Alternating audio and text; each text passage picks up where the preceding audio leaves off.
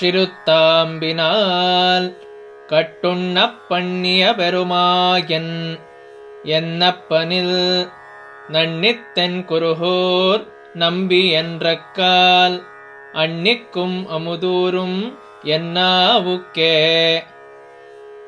கண்ணினுன் சிறுத்தாம்பினால் கட்டுண்ணப் பண்ணிய பெருமாயன் என்னப்பனில் நன்னித்தென் குருகூர் நம்பி என்றக்கால் ಅಣ್ಣಿಕ್ಕುಂ ಅಮುದೂರುಂ ಎನ್ನಾವುಕ್ಕೆ. ಪ್ರತಿಪದದ ಅರ್ಥ: ಕಣ್ಣಿ ಗಂಟುಗಳನ್ನುಳ್ಳ, ನುಣ್ ನುಣುಪಾದ, ಶಿರು ಚಿಕ್ಕ, ತಾಂಬಿನಾಲ್ ಹಗ್ಗದಿಂದ, ಕಟ್ಟುಣ್ಣ ಕಟ್ಟಿಸಿಕೊಳ್ಳುವಂತೆ, ಪಣ್ಣಿಯ ಮಾಡಿದ, ಪೆರುಮಾಯನ್ ಬಹಳ ಆಶ್ಚರ್ಯಕಾರಕ ಶಕ್ತಿಯುಳ್ಳವನು, ಎನ್ನಪ್ಪನಿಲ್ ನನ್ನ ಸ್ವಾಮಿಯಾದ ಸರ್ವೇಶ್ವರನನ್ನು ಬಿಟ್ಟು, ನಣ್ಣಿ ಆಳ್ವಾರರನ್ನು ನೇರವಾಗಿ ಚೆನ್ನಾಗಿ ಆಶ್ರಯಿಸಿ, ತೆನ್ಕುರುಹೂರ್ ಸುಂದರವಾದ ಕುರುಹೂರಿನ, ನಂಬಿಯನ್ರಕ್ಕಾಲ್ ನಿರ್ವಾಹಕನೆಂಬುದನ್ನು ಹೇಳಿದರೆ, ಅಣ್ಣಿಕ್ಕುಂ ತುಂಬ ರುಚಿಕರವಾಗಿರುತ್ತದೆ,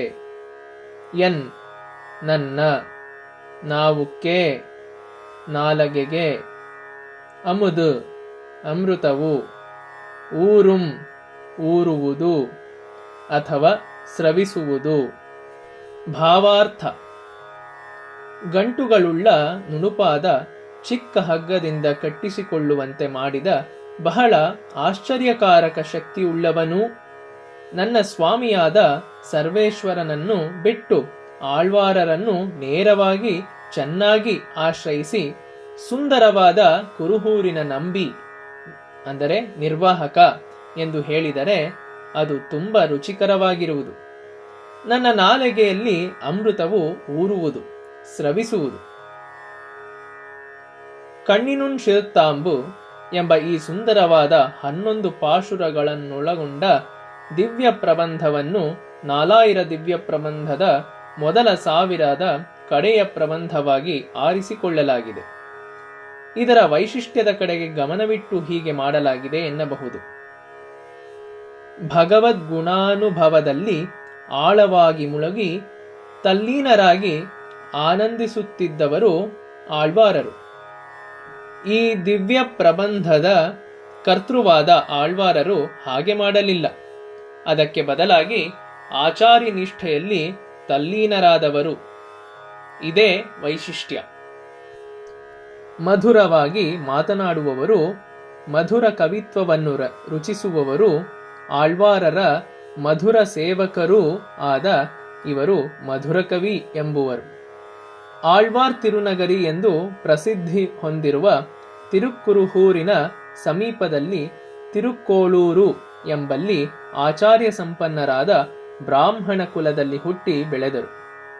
ತಂದೆಯವರಿಂದ ವಿದ್ಯಾಪಾರಂಗತರಾಗಿ ಪ್ರತ್ಯಕ್ಷಾನುಭವವನ್ನು ಬಯಸಿ ಸದ್ಗುರುವನ್ನು ಹುಡುಕುತ್ತಾ ದಿವ್ಯ ಕ್ಷೇತ್ರಗಳನ್ನು ಸಂದರ್ಶಿಸಲು ಯಾತ್ರೆ ಕೈಗೊಂಡರು. ತಮ್ಮೂರಿಗೆ ಹಿಂತಿರುಗುತ್ತಿರುವಾಗ ಒಂದು ಜ್ಯೋತಿಯನ್ನು ಕಂಡು ಅದನ್ನೇ ಅನುಸರಿಸಿ ತಿರುಕ್ಕುರುಹೂರಿನ ದೇವಾಲಯದ ಹುಣಸೆ ಗಿಡದ ಪೊಟರೆಯಲ್ಲಿ ಆ ಜ್ಯೋತಿ ಬೆಳಗುತ್ತಿದೆ ಎಂದು ಕಂಡುಕೊಂಡರು. ಉಣ್ಣದೆ ಕುಡಿಯದೆ ದೇಹ ಬಾಧೆಗಳಿಲ್ಲದೆ ಮಹಾಯೋಗಿಯೊಬ್ಬರು ಮೌನಿಗಳಾಗಿ ಅಲ್ಲಿ ನೆಲೆಸಿದ್ದಾರೆಂದು ತಿಳಿದು ಪರಮಾಶ್ಚರ್ಯಗೊಂಡರು. ನೀವು ಹೇಗೆ ಬಾಳುತ್ತಿದ್ದೀರಿ ಎಂದು ಪ್ರಶ್ನಿಸಿ, ಅದಕ್ಕೆ ಹಿತವೂ ತೃಪ್ತಿಯೂ ಆದ ಅದನ್ನೇ ಉಂಡು ಅದರಲ್ಲಿಯೇ ಬಾಳುವೆ ಎಂಬ ಉತ್ತರ ಪಡೆದು ಸಂತೋಷಗೊಂಡು ಅವರನ್ನೇ ತಮ್ಮ ನೆಚ್ಚಿನ ಗುರುವನ್ನಾಗಿ ಆರಿಸಿಕೊಂಡು ಅವರನ್ನೇ ಆಶ್ರಯಿಸಿ ಅವರ ಸೇವೆ ಮಾಡುತ್ತಾ ಅವರ ದಿವ್ಯ ಪ್ರಬಂಧಗಳನ್ನು ಅಧ್ಯಯನ ಮಾಡುತ್ತಾ ಅನನ್ಯ ಗುರುನಿಷ್ಠೆಯಿಂದ ಇತರ ಆಳ್ವಾರರ ಶ್ರೇಣಿಯಲ್ಲಿ ಗಣ್ಯರೆನಿಸಿದರು. ಕಣ್ಣಿನುನ್ ಶಿರುತ್ತಾಂಬು ಪ್ರಬಂಧದ ರಚನೆಯಲ್ಲಿ ವೈಶಿಷ್ಟ್ಯ ಹೊಂದಿದೆ. ಇದು ಅಂತಾದಿ ಎಂದರೆ ಒಂದು ಪಾಶುರದ ಕಡೆಯ ಪದವನ್ನು ಅದರ ಮುಂದಿನ ಪಾಶುರದ ಮೊದಲ ಪದವನ್ನಾಗಿ ಮಾಡಿಕೊಂಡು ರಚಿಸಿರುವ ಸುಂದರ ಕವಿತೆ. ಹೀಗೆ ಇದೊಂದು ಪೂರ್ಣ ಪಾಶುರ ಮಾಲೆಯಾಗಿ ಭಗವಂತನಿಗೂ ಅವನ ಭೂಲೋಕದ ರೂಪವೆನಿಸಿದ ಆಚಾರ್ಯನಿಗೆ ಅರ್ಪಿಸಲು ಯೋಗ್ಯವಾಗಿ ಬೆಳಗುತ್ತದೆ. ಇದನ್ನು ಕಡೆಯ ಪ್ರಬಂಧವಾಗಿ ಮಾಡಿದ್ದರೂ ಸಹ ತಿರುವಾಯ್ಮೊಳಿಯ ಪಾರಾಯಣವನ್ನು ಇದರಿಂದಲೇ ಪ್ರಾರಂಭಿಸುವುದು, ಇದರಿಂದಲೇ ಕೊನೆ ಮಾಡುವುದು ಸಂಪ್ರದಾಯ. ಕಣ್ಣಿನುಣ್ ಶಿರುತ್ತಾಂಬಿನಾಲ್ ಎಂದು ಮೊದಲಾಗುವ ಪಾಶುರದಲ್ಲಿ ಕಣ್ಣಿ, ನುಣ್, ಶಿರು, ತಾಂಬು ಎಂಬ 4 ಪದಗಳಿವೆ. ಕಣ್ಣಿ ಎಂದರೆ ಗಂಟುಗಳು, ನುಣ್ ಎಂದರೆ ನುಣುಪಾದದ್ದು, ಶಿರು ಎಂದರೆ ಚಿಕ್ಕದು, ತಾಂಬು ಎಂದರೆ ಹಗ್ಗ. ಎಲ್ಲವೂ ಸೇರಿ ಗಂಟುಗಳುಳ್ಳ ನುಣುಪಾದ ಚಿಕ್ಕ ಹಗ್ಗ ಎಂದಾಗುತ್ತದೆ. ಈ ಹಗ್ಗದಿಂದ ಬಿಗಿಸಿಕೊಂಡವನು ಬಾಲಕೃಷ್ಣ. ಅವನು ನಂದ ಗೋಕುಲದಲ್ಲಿ ಮನೆ ಮನೆಯಲ್ಲಿಯೂ ಹಾಲು ಮೊಸರು ಬೆಣ್ಣೆಗಳನ್ನು ಕದ್ದು ತಿಂದು ದೂರು ತಂದಿದ್ದರ ಫಲವಾಗಿ ತಾಯಿ ಯಶೋದೆಗೆ ಕೋಪ ಬಂತು. ಅವನನ್ನು ಕಟ್ಟಿ ಹಾಕಿಬಿಡುವುದಾಗಿ ಯೋಚಿಸಿ ಮನೆಯೆಲ್ಲ ಹುಡುಕಿದರೂ ಅದಕ್ಕೆ ತಕ್ಕ ಹಗ್ಗ ಸಿಗಲಿಲ್ಲ. ತುಂಡು ತುಂಡಾದ ಹಗ್ಗವೇ ಒಂದು ಹಗ್ಗದಿಂದ ಅವನನ್ನು ಒರಳಿಗೆ ಕಟ್ಟಿಹಾಕಲು ಯತ್ನಿಸಿದಳು. ಅದು ಸ್ವಲ್ಪ ಚಿಕ್ಕದಾಯಿತು. ಇನ್ನೊಂದು ತುಂಡನ್ನು ಅದಕ್ಕೆ ಸೇರಿಸಿದಳು. ಮತ್ತೆ ನೋಡಿದಳು, ಅದೂ ಸ್ವಲ್ಪ ಚಿಕ್ಕದೆ. ಏನಾಶ್ಚರ್ಯ! ಹೇಗಾದರೂ ಮಾಡಿ ಕೃಷ್ಣನನ್ನು ಕಟ್ಟಿ ಹಾಕಲೇಬೇಕು. ಹೀಗೆ ಗಂಟುಗಳುಳ್ಳ ಹಗ್ಗ ಸಿದ್ಧವಾದದ್ದು. ಆದರೆ ಭಗವಂತನನ್ನು ಕಟ್ಟಿಹಾಕುವುದಕ್ಕೆ ಯಾರಿಂದ ಸಾಧ್ಯ? ಆದರೂ ತಾಯಿ ತನ್ನ ಯತ್ನವನ್ನು ಬಿಡಲಿಲ್ಲ.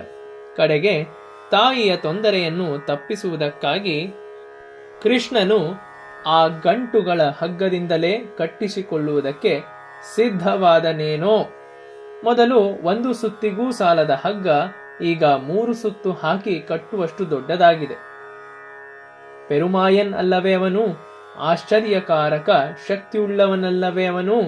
ಭಗವಂತನಾಗಿ ತನ್ನ ಸೌಶೀಲ್ಯ, ಸೌಲಭ್ಯ, ವಾತ್ಸಲ್ಯ ಮತ್ತು ಆಶ್ರಿತ ಪಾರತಂತ್ರ್ಯವನ್ನು ತನ್ನ ಕಿಂಕರರಲ್ಲಿ ತೋರಿಸನೇ. ಆಳ್ವಾರರು ಹೇಳುತ್ತಾರೆ, ಪೆರುಮಾಯನ್ ಆದ ಶ್ರೀಕೃಷ್ಣನ ಆಶ್ಚರ್ಯಾದ್ಭುತ ಗುಣಗಳನ್ನು ಅನುಭವಿಸುತ್ತಾ ಆನಂದಿಸುತ್ತಾ ಕಾಲ ಕಳೆಯುವುದು ಆಳ್ವಾರರು. ಭಗವದ್ಭಕ್ತರು, ಭಾಗವತರು ಎಲ್ಲರೂ ನಡೆದ ದಾರಿ ದಿಟ. ಆದರೆ ಕುರುಹೂರಿನ ಪವಿತ್ರಾತ್ಮನ ಹೆಸರನ್ನು 1 ಸಲ ಉಚ್ಚರಿಸಿದರೂ ಸಾಕು, ನನಗೆ ಅದು ಬಲು ರುಚಿ.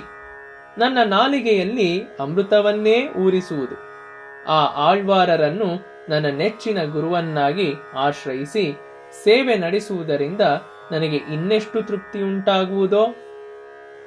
ಭಗವಂತನನ್ನೇ ನೇರವಾಗಿ ಆಶ್ರಯಿಸುವುದಕ್ಕಿಂತಲೂ ಭಗವಂತನ ಭಕ್ತರನ್ನು, ಪಾದ ಸೇವಕರನ್ನು ಆಶ್ರಯಿಸಿ ಅವರ ಸೇವೆ ಮಾಡಿ ಅವರ ಮಾರ್ಗವನ್ನು ಹಿಡಿಯುವುದೇ ಲೇಸು ಎಂದು ಹೇಳಿದಂತೆಯೇ.